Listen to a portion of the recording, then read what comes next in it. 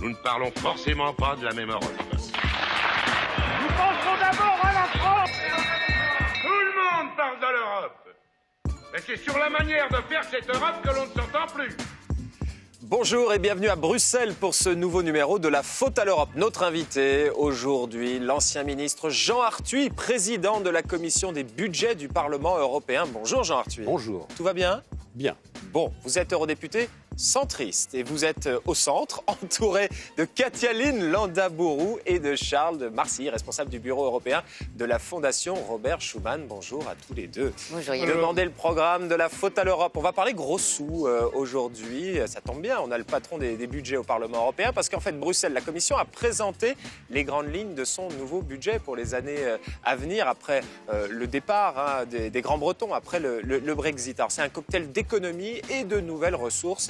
On va y revenir. C'est le tollé, en tout cas en France. La Commission s'attaque à la vache sacrée, sans jeu de mots, de la PAC, avec une proposition de budget en baisse pour la période 2021-2027. L'autre victime du prochain budget européen pourrait être la politique de cohésion. En fait, ce sont les fonds que perçoivent les régions et nos amis alsaciens s'en inquiètent. On va voir ça avec notre partenaire des DNA, les dernières nouvelles d'Alsace. Notre éditorialiste, le tonton flingueur Jean Quatremer, pense lui qu'avec ce projet de budget, Bruxelles a raté une occasion de faire l'histoire. Mais pour commencer, gros sous toujours, parlons des passeports en or à Malte. Le programme d'investissement maltais qui permet d'octroyer la nationalité du pays et aussi, quelque part, un passeport pour l'Union européenne à de riches investisseurs. Mais Malte n'est certes pas le seul pays à avoir ce type de pratique, sauf que là-bas, ce dispositif très controversé sent le soufre. Bruxelles pourrait déclencher une enquête. On écoute le vice-président de la Commission, le néerlandais Frans Timmermans. And the Commission will not shy away from that debate. If you grant citizenship to someone, that person should have a link, demonstrable link, with your country. And this is a question that I think can be raised with the Maltese authorities when discussing the passport scheme. Voilà, Frans Timmermans, vice-président de la Commission européenne. Jean Arthuis, Malte vend ses passeports, la bagatelle, un peu plus d'1 million d'euros à des étrangers. Il y a 650 000 euros par personne, plus l'acquisition d'une habitation sur place pour au moins 350 000 euros. Il y a 25 000 euros pour le conjoint, etc. Enfin bref, c'est un vrai business. La Commission avait obligé Malte à modifier son programme afin que soit introduite une obligation de résidence. Et Malte n'a jamais respecté cette disposition. Pour vous, c'est un scandale ou pas ? Oui. Oui. C'est une faiblesse de l'Union européenne. Ces attitudes, la marchandisation des passeports est une offense aux valeurs fondamentales de l'Europe.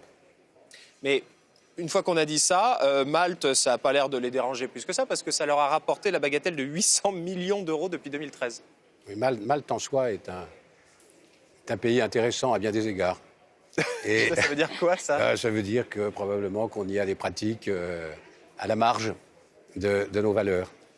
Bon, très bien. Est-ce que l'Europe peut tolérer finalement de telles dérives, Katia-Lyne ? Mais il y a d'autres exemples. Il y a plein d'autres exemples et elle le fait depuis longtemps. Et je crois que si elle a commencé à réagir, c'est du fait de l'assassinat de Daphne Caruana Galizia à Malte. Sinon, elle aurait peut-être pas du tout réagi. Regardez, il y a Chypre qui a depuis 2013 mis en place un programme passeport contre investissement qui lui aurait rapporté la somme de 4,5 milliards d'euros. Là, ce sont des investissements de 2 millions d'euros dans l'immobilier, dans les entreprises. La Lettonie, depuis plus ou moins 2010, qui vend ses titres de séjour en échange d'investissement. Le Portugal, depuis 2012, qui a son programme de Visa Gold. Donc, on doit investir dans l'immobilier, dans les pierres, au moins 500 000 euros. Même chose pour l'Espagne, qui peut donner lieu à des titres de séjour définitifs. Alors, je regardais les chiffres de l'OCDE. Ils sont très inquiets parce que c'est un phénomène qui est en augmentation partout dans le monde. Il y aurait 90 pays dans le monde qui mettraient en place des programmes d'échange, investissement contre passeport ou titre de séjour. Ils expliquaient que dans les années 80-90, ce qui était à la mode, c'était d'avoir des comptes en Suisse. Après, ça a été le fait d'établir des sociétés écrans avec des hommes de paille dans des paradis fiscaux comme Panama. Et aujourd'hui, tout en haut de la boîte à outils, il y aurait ce programme de vente de passeports illégal qui permettrait évidemment de blanchiment d'argent, fraude fiscale et évasion fiscale. Charles de Marcy, Katia Ligne mentionnait Daphne Caruana Galizia, un journaliste indépendante qui a été assassinée parce qu'elle enquêtait précisément sur des soupçons de blanchiment d'argent et les dérives de ce système. Et il y a 18 médias, titres de presse et 45 journalistes qui ont repris son travail et qui ont fait différentes découvertes, notamment le fait que cette disposition permettait à de riches criminels d'échapper à la justice de leur pays et de s'implanter au sein de l'Union européenne. Oui, là, vous cassez en fait le système de valeurs européenne parce que ce processus vise à attirer les réfugiés, pas ceux qu'on voit arriver sur les rives de la Méditerranée, mais les réfugiés mafieux de luxe. Et donc très concrètement, une fois qu'ils ont ce passeport, ils peuvent circuler librement. Donc là, vous institutionnalisez avec l'aide de ces États qui quelque part sont un peu fragiles pour pouvoir accepter ce type de système. Et ensuite, vous ouvrez la porte à tout le monde. Si vous avez Schengen, c'est aussi une confiance mutuelle entre les États. Donc tout ce qui va avec la libre circulation, c'est la responsabilisation de chaque État au nom des autres et au nom collectif. Et ça, c'est un bon exemple comme quoi on ne respecte pas ce deal de départ. Le problème, c'est qu'on ne peut pas les sanctionner visiblement, Jean Arthuis, parce qu'il y a des calculs politiques. On voit bien en Hongrie Viktor Orban, qui n'est pas sanctionné par sa famille politique, le PPE, la droite européenne. Et là, à Malte, on est avec Joseph Muscat, qui lui est à gauche, et donc la gauche européenne ne veut pas le sanctionner. L'Europe reste une addition d'égoïsmes nationaux. Et il va falloir sortir de cette supercherie. Parce que nos chefs d'État et de gouvernement, enfin la plupart d'entre eux, prolongent une sorte d'illusion. Ils essaient d'accréditer l'idée que l'Europe existe. Or, à bien des égards, et on le voit ici, on fait vivre une apparence d'Europe, mais qui n'a pas de vraies prérogatives, qui n'a pas d'autorité, et qui se laisse prendre par des pratiques qui sont une insulte aux valeurs fondamentales dont nous ne cessons de nous recommander. Donc cette hypocrisie-là va devoir cesser, faute de quoi les dysfonctionnements de l'Europe vont ouvrir un boulevard à tous les populistes et à tous les europhobes. Donc il y a urgence à remettre l'église au milieu du village et à cesser ces pratiques insupportables. La réaction n'a pas tardé. Les autorités françaises ont fermement rejeté, quelques heures à peine après sa présentation mercredi, le projet de budget européen pour la période 2021-2027. Principal reproche fait à Bruxelles, la PAC, la politique agricole commune, serait sacrifiée au profit d'autres priorités. On voit cela avec Hugues Baudouin et Antoine Delforge.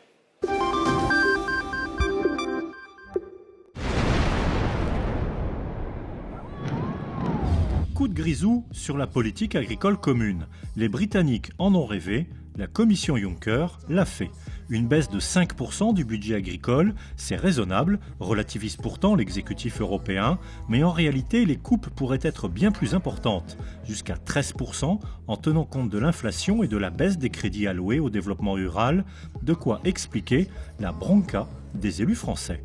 Si on veut vraiment modifier la politique agricole, c'est-à-dire y compris prendre en compte le défi climatique, prendre en compte le respect des sols et prendre en compte le développement durable, on devrait au contraire, si on ne veut pas avoir la ferme des 1000 vaches partout en Europe, il faudrait au contraire aider à ces mutations écologiques et sociales de la politique agricole. Cette baisse est assumée par l'exécutif européen. Il s'agit de financer de nouvelles priorités, le contrôle des frontières, la défense, l'énergie, le climat. Un jeu de passe-passe budgétaire totalement absurde, selon le président de la commission des budgets du Parlement européen. Gratter sur la PAC, je trouve ça un peu ridicule et mesquin à la limite. Il faut au contraire donner de la lisibilité, de la sécurité au monde agricole parce qu'ils sont garants de la souveraineté et de la sécurité alimentaire. Les négociations s'annoncent tendues. La Commission souhaiterait les conclure avant les élections européennes de mai 2019. Le Parlement européen annonce, lui, qu'il prendra son temps. Voilà, merci pour cette analyse, Hugues Baudouin. C'est amusant parce que je me souviens avoir fait un reportage avec Nigel Farage. Nigel Farage, c'est celui qui est à l'origine presque du Brexit. C'est un eurodéputé britannique. Et on était dans la campagne française et il me dit à chaque fois que je regarde cette campagne française, je me dis qu'elle est absolument magnifique et je tombe sous le charme, surtout quand je me dis que c'est nous les Britanniques qui payons pour ça, à travers la PAC. Donc quand Hugues Baudouin dit les Britanniques en rêvaient, Juncker l'a fait. Vous êtes d'accord avec cette analyse, Jean Arthuis ? Je crois que c'est une maladresse de la part de la Commission d'ouvrir un front d'incompréhension et de contestation. D'abord, je voudrais que la Commission définisse une politique agricole commune. Et la PAC, ce n'est pas seulement des crédits inscrits dans un cadre financier pluriannuel. C'est vrai que les crédits vont chuter. Il y a quelques opérations de maquillage, car selon certaines analyses, la baisse moyenne serait de 12%.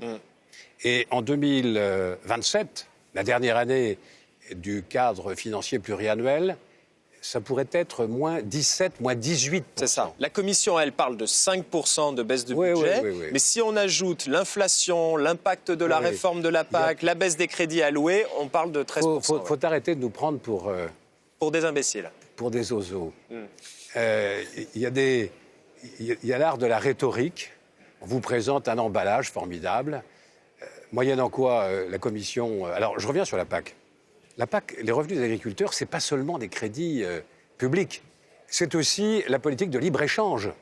J'apprends qu'on vient de signer un accord avec le Mexique, 20 000 tonnes supplémentaires d'importation de viande bovine, qui s'ajouteront aux importations du Mercosur. Donc je voudrais que la Commission mette un peu de cohérence. Et pour revenir à ce budget, on nous annonce qu'il va augmenter qu'il va représenter 1,11% du PIB européen.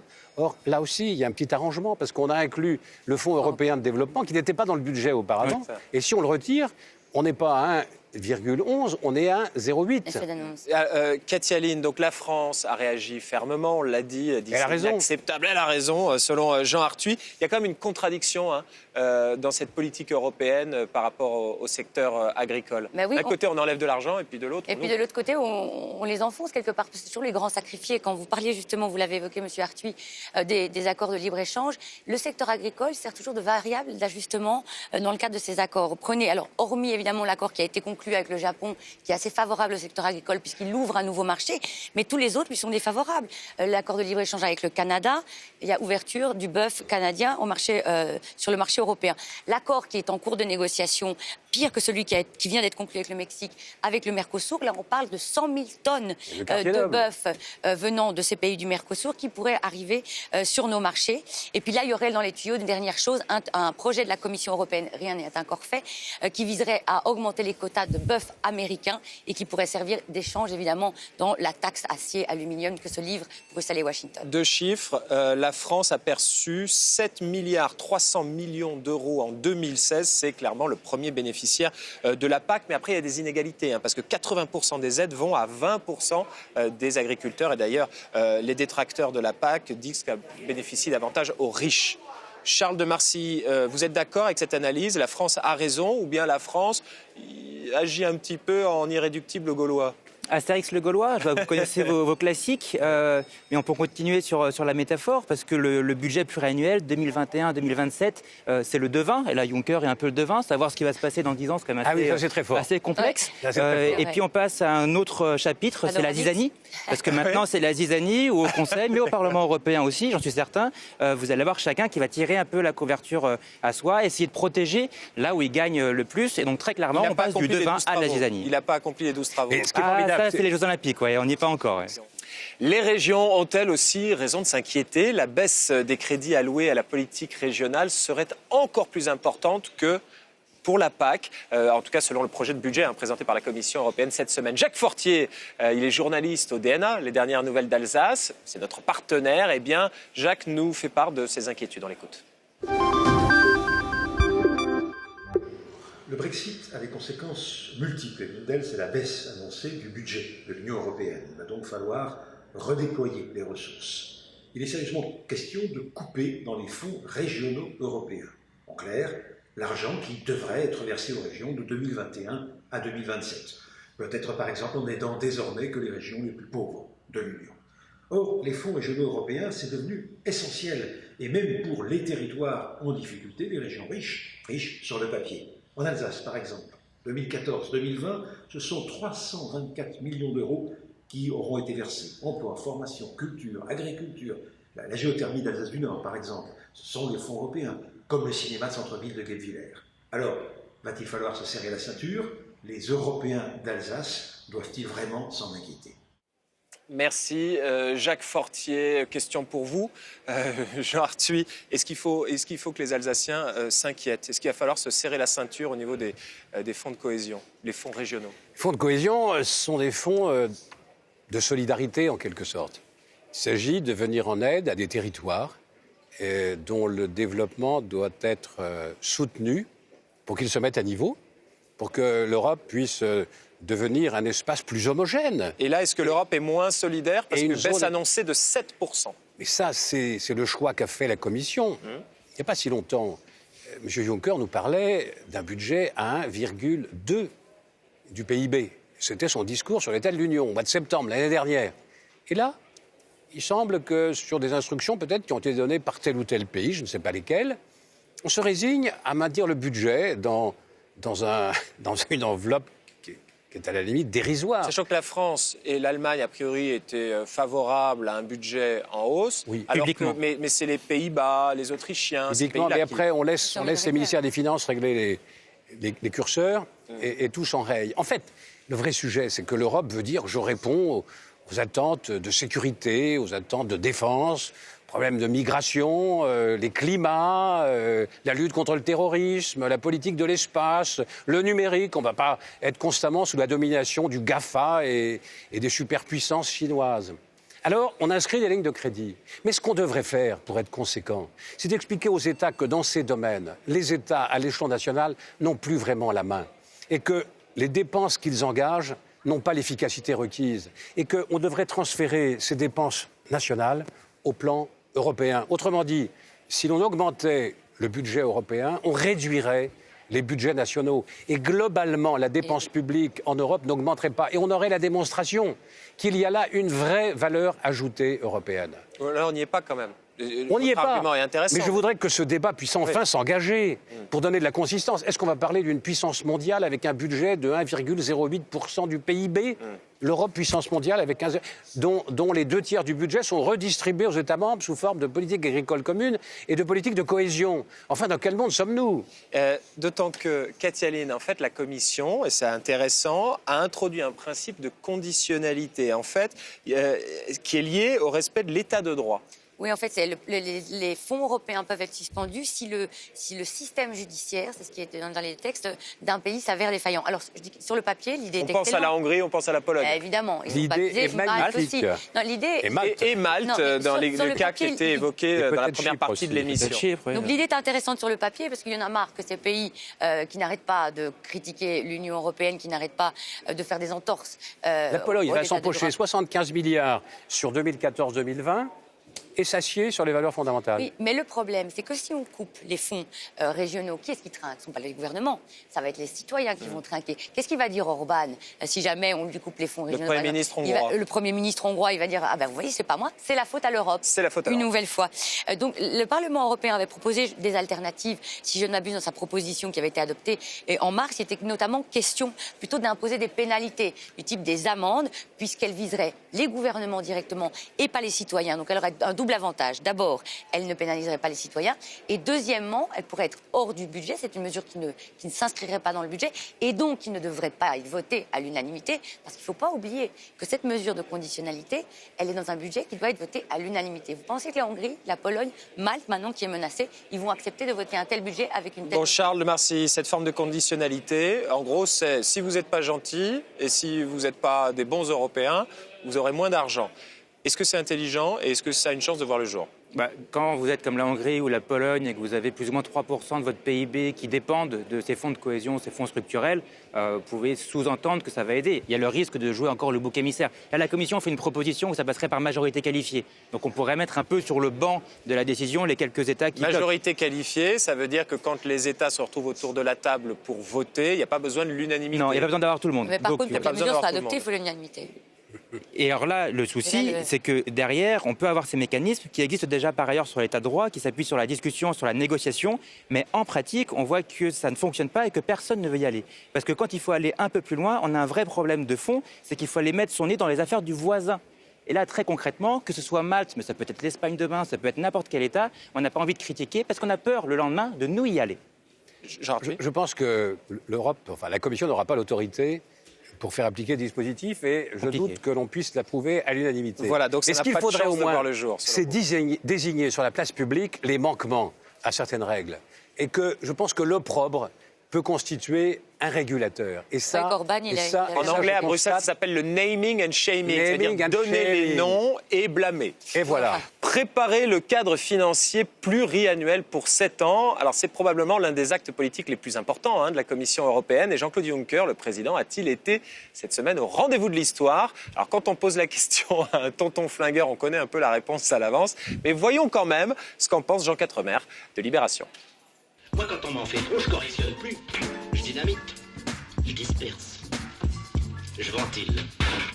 Jean-Claude Juncker n'est décidément pas Danton qui, en 1792, face aux menaces qui pesaient sur la France, appelait à de l'audace, encore de l'audace, toujours de l'audace. Le président de la Commission, confronté au Brexit et à la montée des démagogismes, préfère appeler à de la prudence, encore de la prudence, toujours de la prudence. Le cadre financier pluriannuel 2021-2027, qu'il a présenté mercredi, est de ce point de vue une caricature. Certes, il y a de bonnes choses, mais pour l'essentiel, il passe à côté de sa cible, donner à l'Union les moyens de ses politiques. Pourtant, avec le départ du Royaume-Uni, l'empêcheur de budgéter en rond, l'occasion était belle de renverser la table et de remettre sur le métier le budget européen. Bien sûr, les politiques nouvelles, comme on dit à Bruxelles, sont mieux financées qu'auparavant. Le contrôle des frontières, le climat, l'énergie, la défense, l'asile et l'immigration, la recherche, Erasmus. Mais c'est encore trop peu. Le problème est que la Commission n'a pas osé augmenter le budget qui reste contenu à près de 1,08% du revenu brut européen, soit à peu près son niveau actuel. Pour compenser le départ du Royaume-Uni, qui va se traduire par une perte sèche de 10 milliards d'euros par an, tout en augmentant les sommes affectées aux dépenses nouvelles, il aurait fallu faire passer le budget à 1,20% du revenu national brut, comme le proposait lui-même Juncker en septembre dernier, ou encore Emmanuel Macron. Mais voilà, l'Allemagne, après avoir proclamé qu'elle était prête à augmenter sa contribution, a fait marche arrière. Résultat, les nouvelles politiques restent sous-financées et on taille à la hache dans la politique agricole commune et dans les aides régionales au risque de déplaire à tout le monde. En ce 50e anniversaire de mai 68, l'imagination n'est pas au pouvoir à Bruxelles. Et paf, Jean Quatremer a encore frappé. L'imagination n'est pas là à Bruxelles, Jean Arthuis. Je pense que c'est plutôt bien vu ce que dit Jean Quatremer. C'est sûrement une occasion manquée. L'Europe ne peut pas continuer cette espèce de business as usual, quoi. On se met d'accord sur des compromis. Et comme il n'y a pas de majorité ici, il faut concilier tous les points de vue. On fait des arbres de Noël et on reste avec un budget qui est à la limite du simulacre budgétaire. Ah oui, carrément, simulacre budgétaire. Écoutez, les 2 tiers repartent vers les États membres. Que reste-t-il pour Contrairement à ce que sous-entend le Front National et d'autres partis. Que reste-t-il pour le supranational? Parti à fond perdu. Une fois que vous avez pris en charge les frais de fonctionnement de la Commission, du Parlement, du Conseil, de la Cour des comptes, de la Cour de justice, du Comité économique et social, du Comité des régions, il reste à peine 20%. On parle d'Erasmus. Erasmus, on a célébré son anniversaire, son 30e anniversaire, en 2017, avec éclat. Or, Erasmus... Mais là, on parle d'un doublement du budget, quand même. Le Parlement européen voulait un triplement. Le Parlement voulait tripler les crédits d'Erasmus. Pourquoi? Parce qu'aujourd'hui, Erasmus, qui permet aux jeunes d'aller dans un autre pays de l'Union européenne et de développer leur citoyenneté européenne et de mieux comprendre le monde dans lequel nous sommes, aujourd'hui, Erasmus est une machine à faire de la frustration. On ne satisfait qu'une demande sur 2 éligible. Et ce que nous voulons demain, c'est que les apprenants professionnels, les stagiaires, les apprentis puissent eux aussi bénéficier d'Erasmus pour des séjours de longue durée. Donc si on ne satisfait qu'une demande sur 2 éligible, si on le double, a priori, c'est plutôt bien. Oui. Et vous voulez le tripler, comme ça on peut faire aussi l'Erasmus des apprentis. Exactement. D'accord, très bien. Katialine Landaburu, ça manque un petit peu d'audace? Oui, ça manque beaucoup d'audace. Moi, je dis que c'est le problème des budgets et c'est le problème de la Commission en général. À force de vouloir contenter tout le monde, on ne contente personne. Là, on le voit, il y a les coupes dans l'agriculture, les agriculteurs agriculteurs sont insatisfaits. Les défenseurs de l'environnement, eux, ils espéraient au moins 30% des budgets alloués à des objectifs environnementaux. Là, c'est que 25%. Les organisations patronales industrielles demandaient plus de crédits, plus d'augmentation pour promouvoir la recherche. Il y a des fonds pour la recherche. Il y en a, mais c'est jamais assez. Donc, à vouloir contenter tout le monde. Eh ben voilà, on contente personne. Et le problème de départ, et vous l'avez dit, Monsieur Arthuis, c'est qu'évidemment, on avait un budget qui... Le Parlement européen proposait 1,3 du revenu national brut. Là, on est à moins d'1%. Et donc, on voit que la Commission européenne a choisi la fourchette basse pour ne pas frustrer trop certains pays, par exemple, comme les Pays-Bas. Mais moi, je trouve que commencer une négociation avec un budget très bas, ça laisse très peu de marge de négociation, justement. Charles de Marcy, en règle générale, la Commission sait qu'elle ne va pas, quand elle commence une négociation, elle ne va pas obtenir tout ce qu'elle demande. Donc elle a intérêt quand même à mettre la barre haut. Or là, on a l'impression qu'elle a fait le choix du réalisme, du pragmatisme. C'est un budget un peu sans ambition. Oui, déjà, parce qu'elle estime que le temps de négociation sera assez court. Ils veulent le faire avant la fin de l'année prochaine. Donc, avant les élections européennes, de mai 2019. Donc il y a une forme de pragmatisme. Et après le Brexit, donc le temps est vraiment très, très court.